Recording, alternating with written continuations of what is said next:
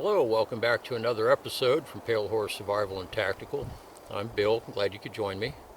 Today we're going to take a look at an advanced bow drill technique. Stay tuned.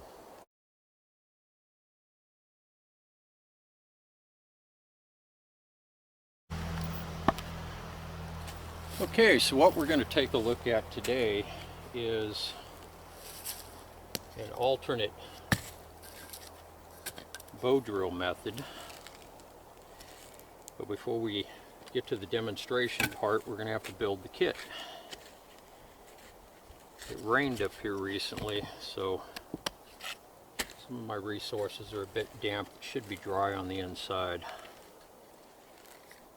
So we're going to go ahead and split out a hearth board first.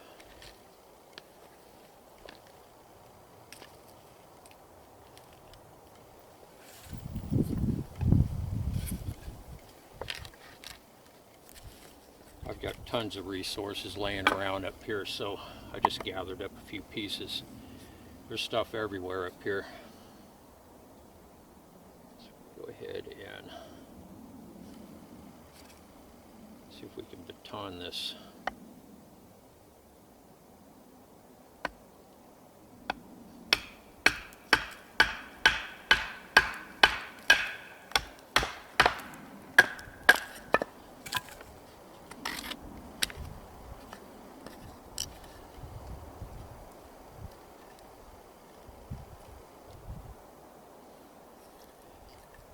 Well, I don't particularly care for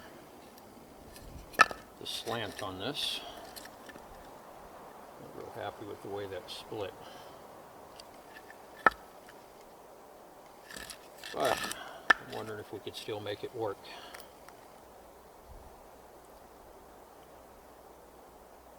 So what we're going to need is this fat edge up here in the front. I'd rather have a board that's equal thickness.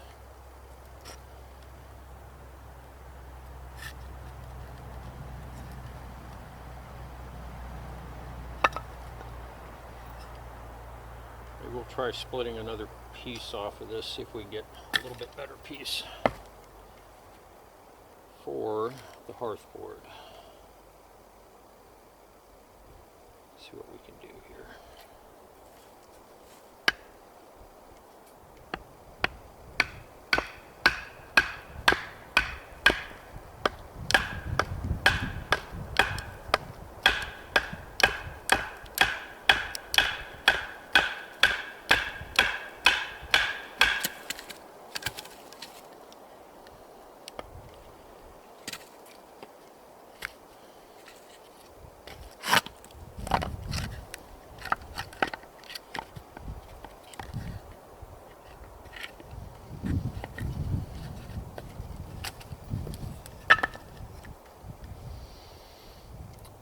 For this demonstration, let's see if we can salvage this piece here. Go ahead and thin this board down.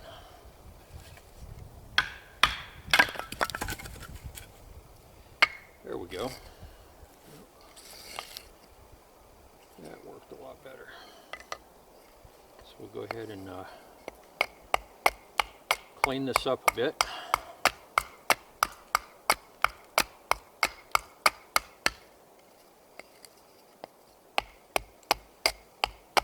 Now for this technique, I'm going to use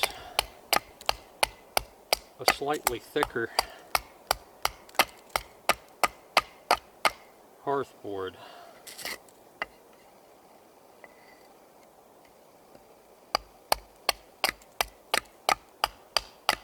Normally I use a board that's about a 1/2 inch thick for a standard bow drill.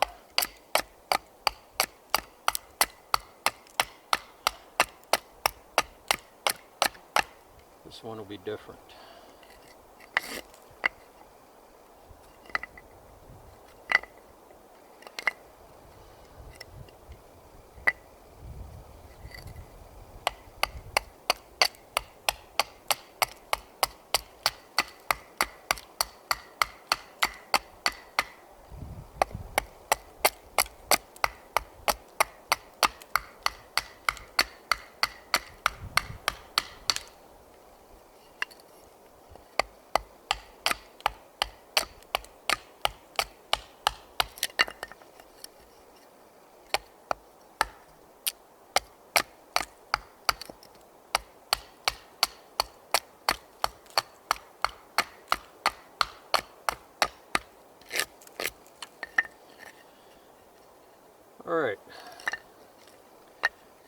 here's our hearth board, and it's probably about an inch thick.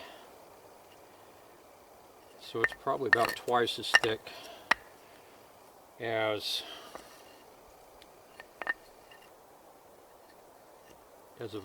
the usual hearth board would be, at least the ones that I construct.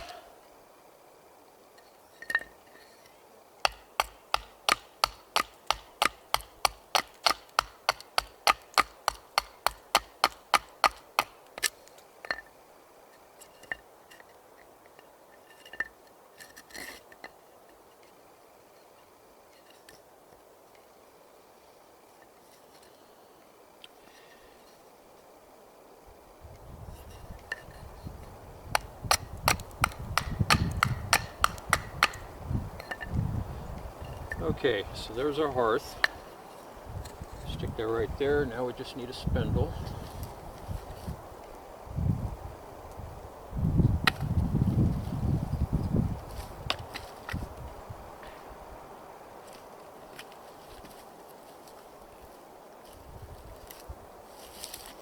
This one's pretty checked. There's a lot of checking on this, so I don't really want to use that as a spindle. See if we can split one out of this piece here.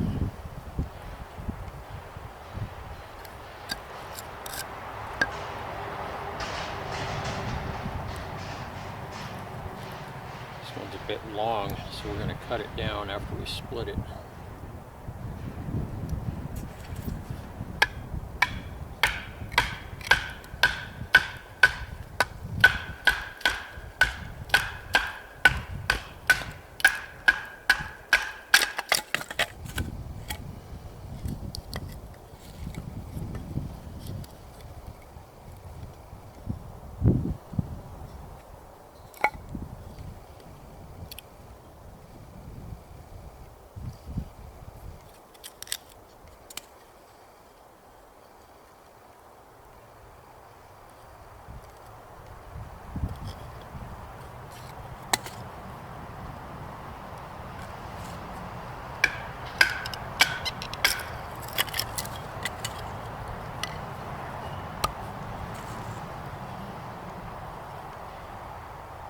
Here's a candidate,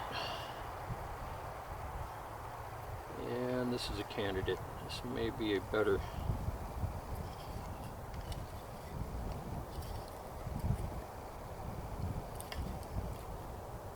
a little more working room with this one, so we'll just go with this, see how it works.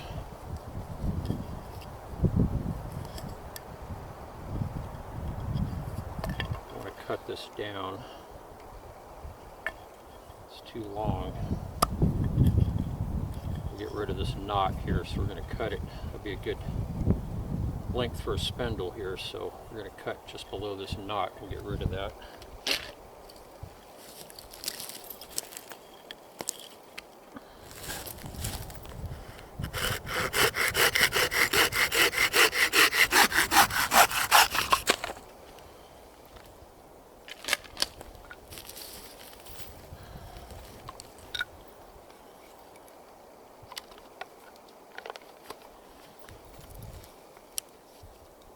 And we'll just start shaping and rounding it out.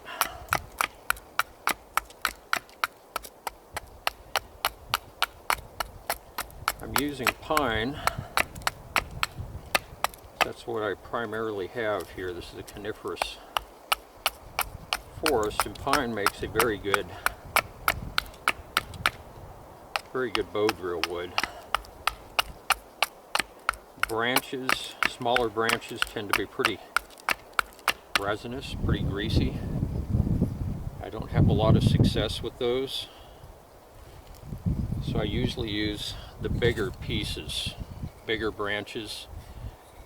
This is really dry, it's non-resinous, or even bigger pieces or trunks of down pines, and if you can cut them, generally the bottom edge of the trunk near the ground is going to be more resinous, so as you move up the trunk you'll find pretty dry wood. And that's the pieces that I normally have much greater success with. It makes a very good bow drill wood if you select it properly.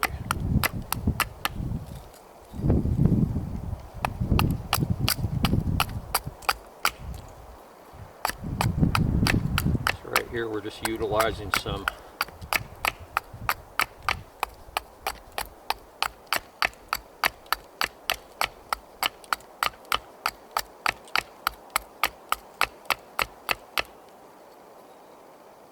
wood carving.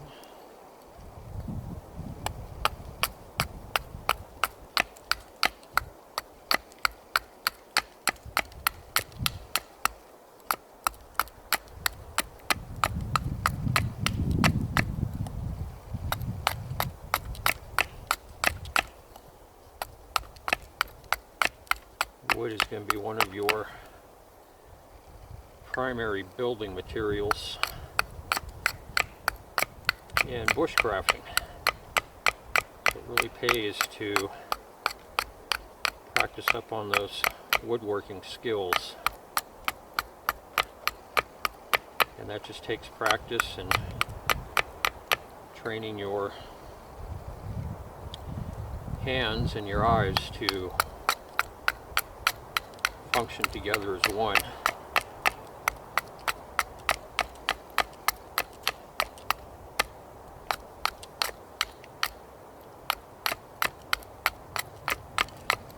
Right now I'm just roughing it out.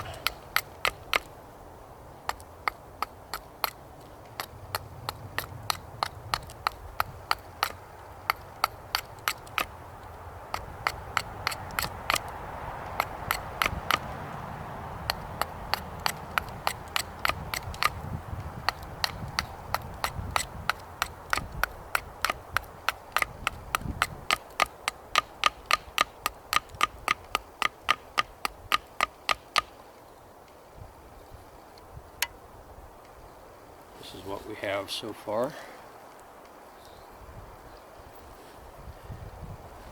This is fatter down here. It's the fat end, skinny end. You want to have a spindle. You want your spindle to be fairly consistent in diameter from end to end. It doesn't have to be exact.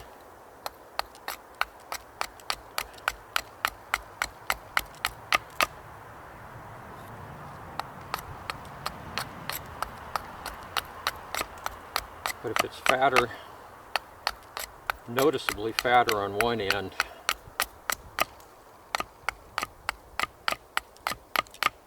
and thinner on the other, your bowstring is going to automatically migrate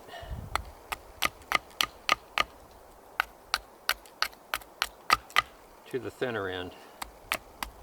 If it migrates far enough, it'll migrate all the way up into your bearing block at the top.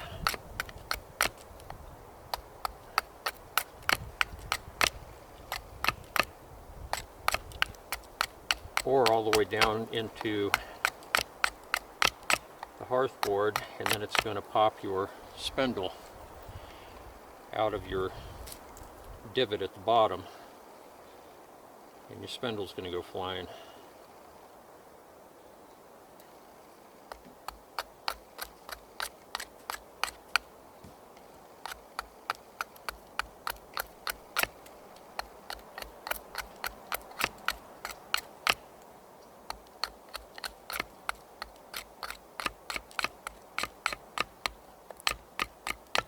Usually if you're using a harder wood,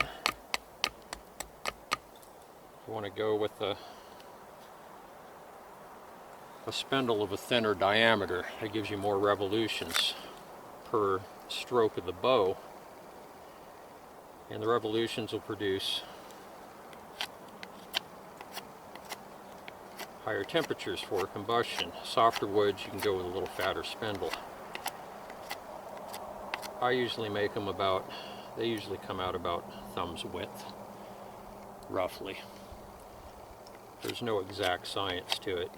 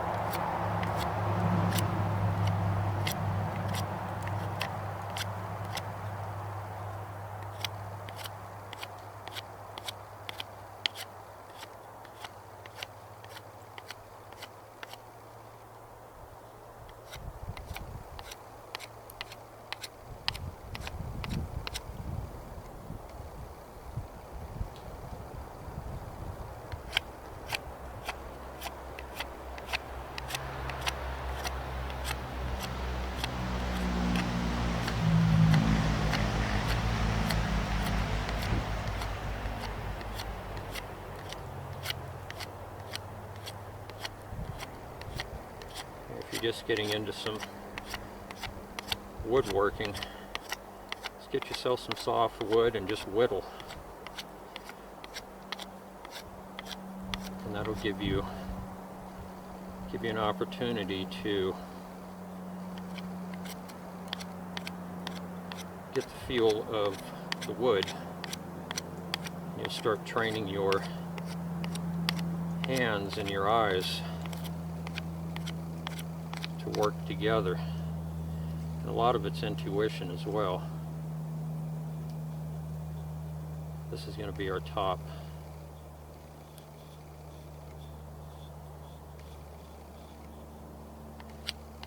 The top will whittle into a point to accept the bearing block.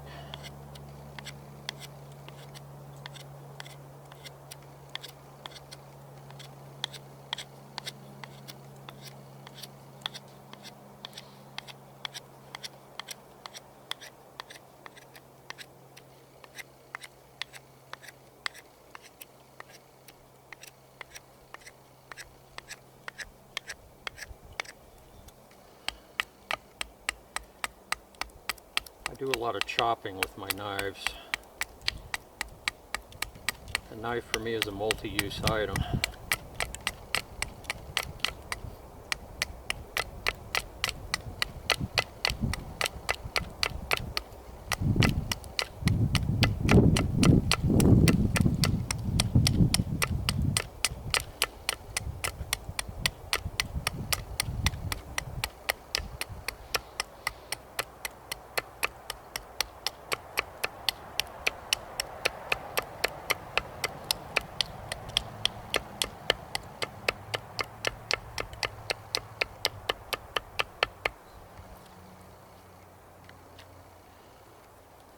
There's our point.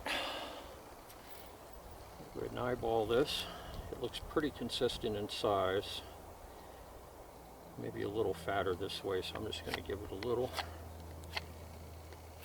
bit of light shaving.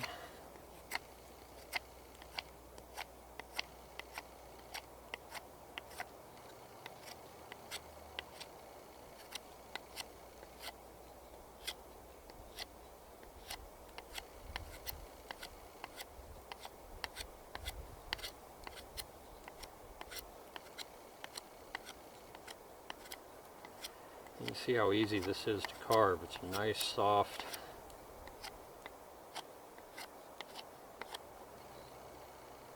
Nice soft wood. Very easy to work.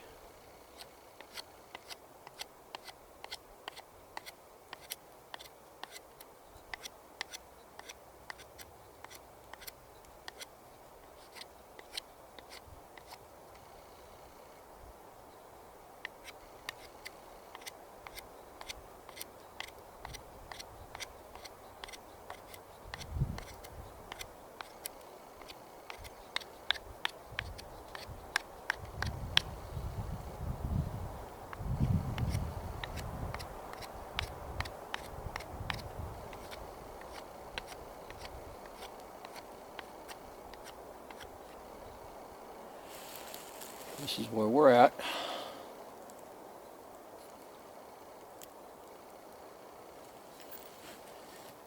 Go ahead and blunt this end off, start tapering it down. So this is a nice non-greasy piece of wood.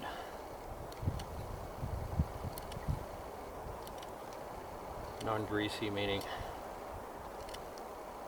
non-resinous.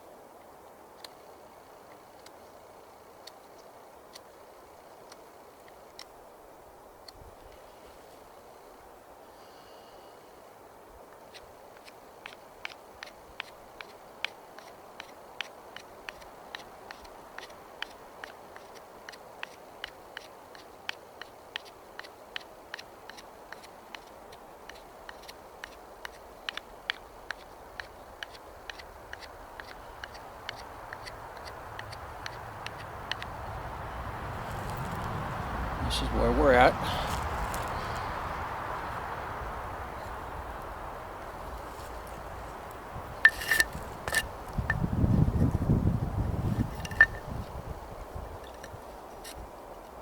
We'll use this top. This will be the top. It sits a little bit better.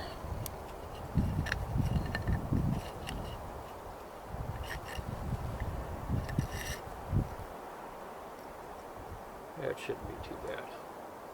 Okay, so what we're going to do here is, instead of cutting a notch,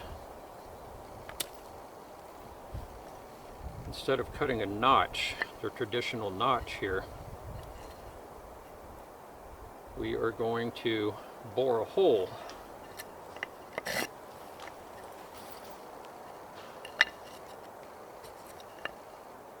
into this, right in the center of the hearth board.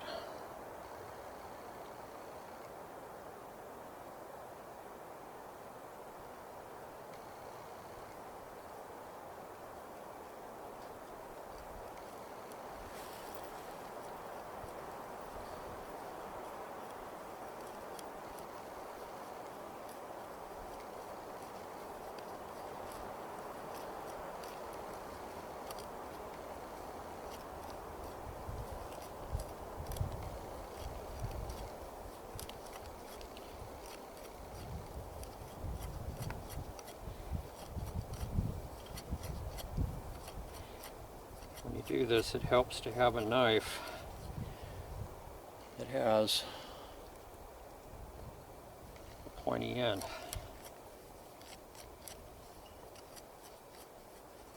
A tanto blade would not work for this.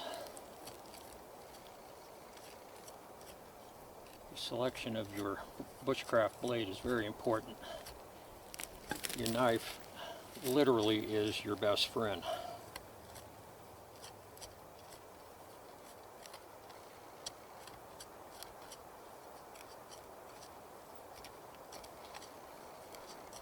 Your knife should be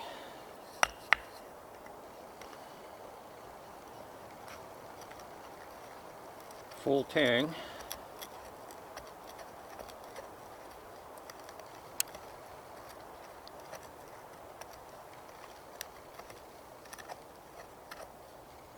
I generally prefer drop points. This is not a clip, but a drop, even though it's pointed. It's nice and thick. This is a CFK Cutlery's Trail Boss 2 with a convex grind.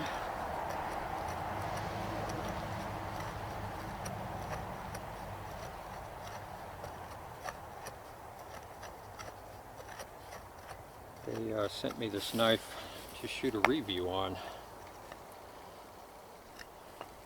3 years ago, I believe it was. And I put this knife through more than a knife should be put through, and I was unable to break it, and it's actually become one of my favorites. I didn't like it at first because it's heavy. It's a very heavy knife, very well made. It took me some time to get used to the weight.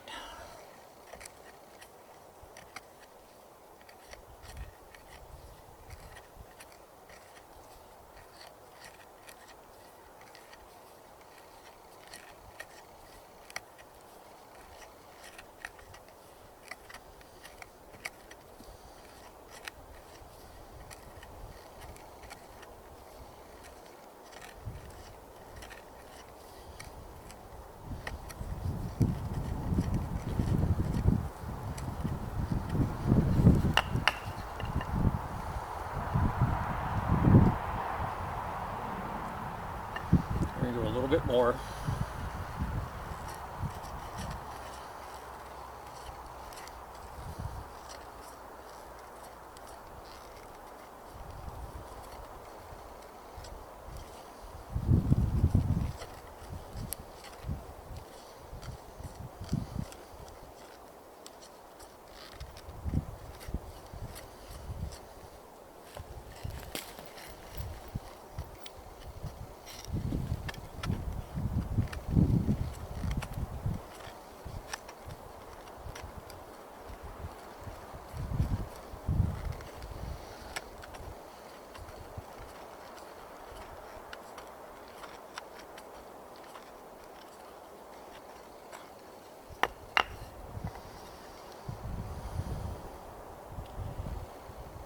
That should be sufficient.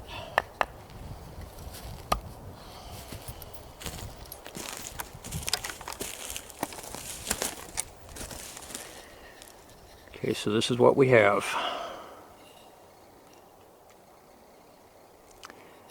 Now what we're going to do with this, how we're going to make this work, I'm going to carve a divot into the top right here to accept the spindle. There's no burn in with this.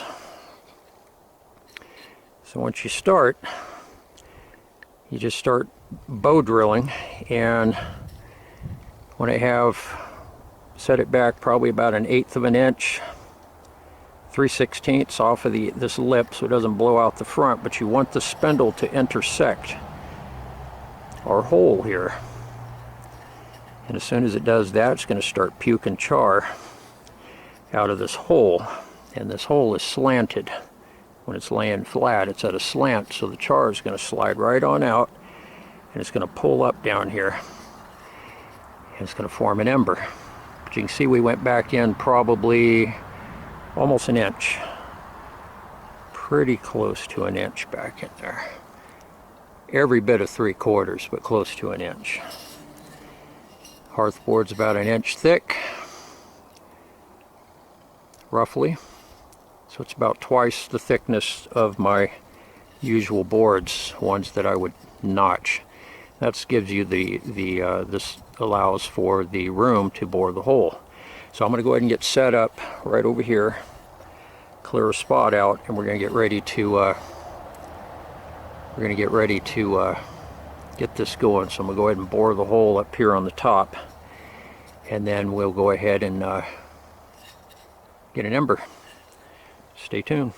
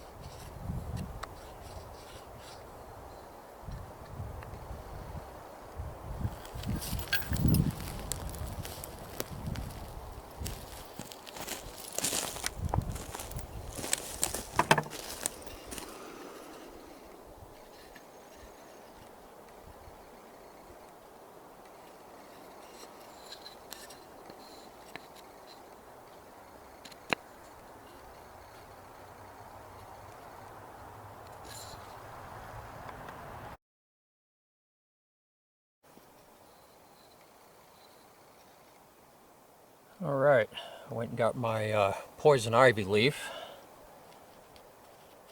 Use that as a welcome mat.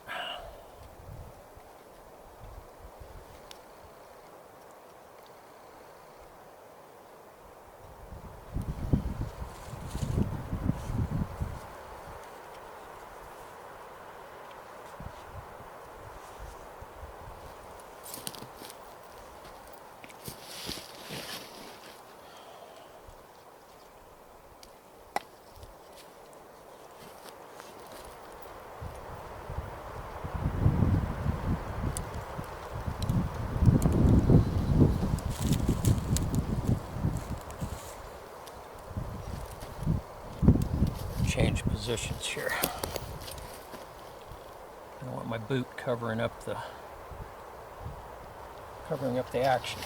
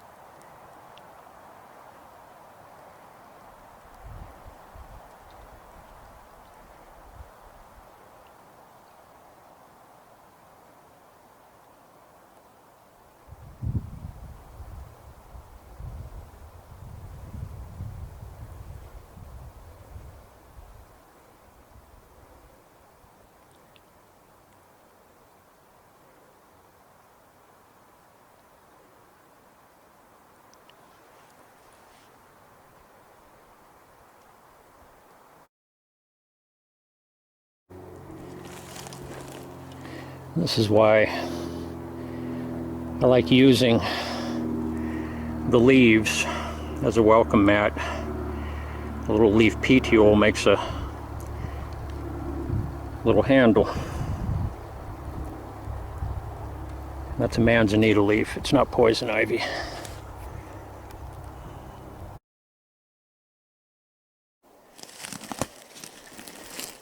Okay, this is what we have.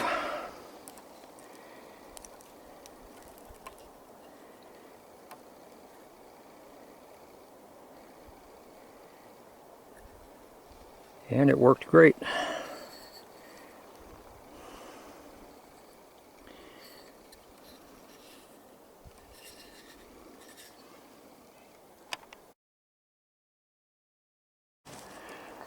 Yeah, a little tip, almost forgot to include this. When the spindle started working its way down into the hole, before it had intersected the hole that we bored in with the knife, it started to shoulder out and became difficult to spin. So I cut the footage, and you can see where I tapered that.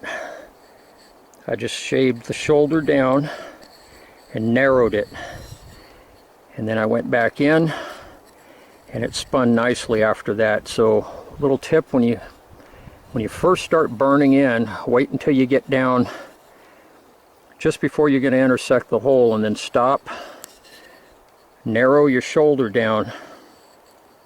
That's all you got to do. Then start up again, and it's going to spin a lot more freely as you get deeper in there, and then you'll see the char puking out the hole, and that's all there is to it.